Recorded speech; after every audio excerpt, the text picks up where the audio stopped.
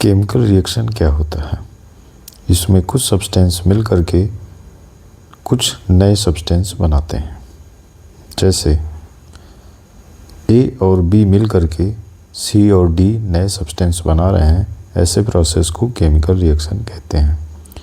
ए और बी दो केमिकल मिलते हैं और नए सी और डी बनाते हैं। इस पूरे प्रोसेस को हम केमिकल इक्वेशन भी कह सकते हैं, जो केमिकल रिएक्शन को रिप्रेजेंट करने का एक शॉर्ट मेथड है। लेफ़्ट साइड में जो केमिकल ए और बी हैं, ये रिएक्शन में पार्टिसिपेट करते हैं, इसलिए इन्हें रिएक्टेंट्स कहते हैं। जबकि राइट साइड में सी और डी प्रोड्यूस होते हैं, इसलिए इन्हें हम प्रोडक्ट्स कहते हैं। एरो केमिकल रिएक्शन के डायरेक्शन को इंडिकेट करता है। अगर कोई स्पेशल कंडीशन है तो हम एरो के ऊपर लिख करके उसे इंडिकेट करते हैं।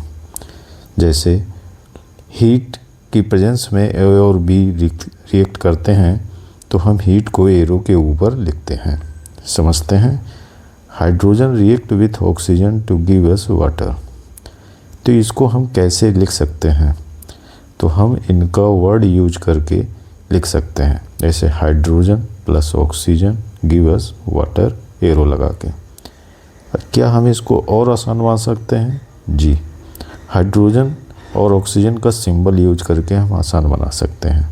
जैसे हाइड्रोजन का सिंबल H2, ऑक्सीजन का O2 और वाटर का H2O।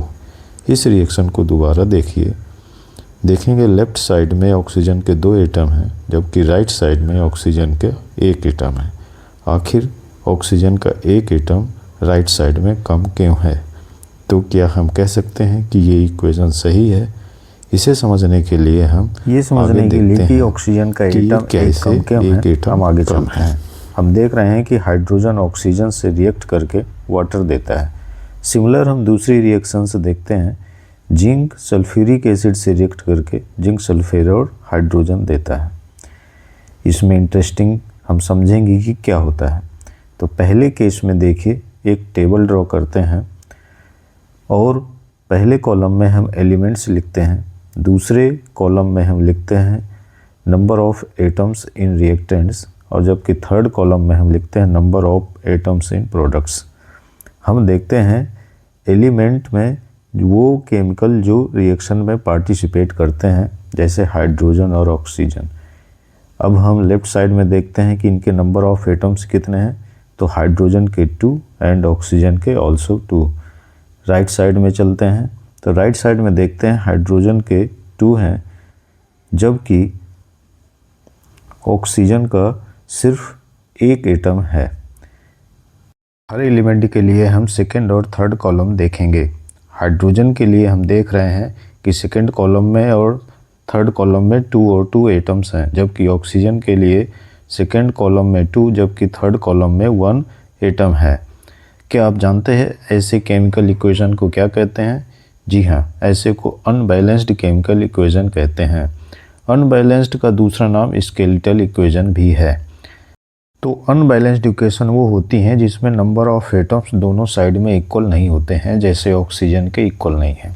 दूसरी तरफ अगर हम बात करें तो क्या एक टेबल आप ऐसे ही ड्रॉ कर सकते हैं और क्या ये सेल्स फिल कर सकते हैं? तो चलिए सेल्स फिल करिए और बताइए। तो एलिमेंट में हम लिखेंगे जिंक, हाइड्रोजन, सल्फर और ऑक्सीजन।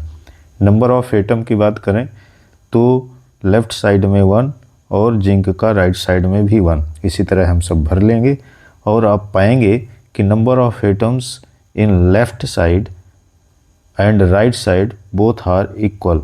क्या आप जानते हैं ऐसी रिएक्शंस को क्या कहते हैं? जी हाँ, each element equal number of atoms होते हैं, ऐसे रिएक्शन को बैलेंस्ड इक्वेशन कहते हैं। तो अब तक आप समझ गए होंगे कि अनबैलेंस्ड और बैलेंस्ड इक्वेशन क्या होते हैं। आखिर ये ऐसा अनबैलेंस्ड और बैलेंस्ड होता क्यों है? तो ये होता है according to law of conservation of mass, जो हमें बताता है mass can neither be created nor be destroyed in a chemical reaction. जैसे total mass of reactant is equal to total mass of product. आप देख पा रहे हैं 2 + 3 = 5। तो ऐसे हम कह सकते हैं कि number of atom in reactant is equal to number of products, means balanced और अनबैलेंस्ड रिएक्शंस। तो ये क्या हम इनको बैलेंस कर सकते हैं? जी हाँ, बैलेंस कर सकते हैं, जो कि हम एक नेक्स्ट वीडियो में समझेंगे कि बैलेंस कैसे करते हैं किसी केमिकल इक्वेशन के लिए। तब के लिए बाय बाय।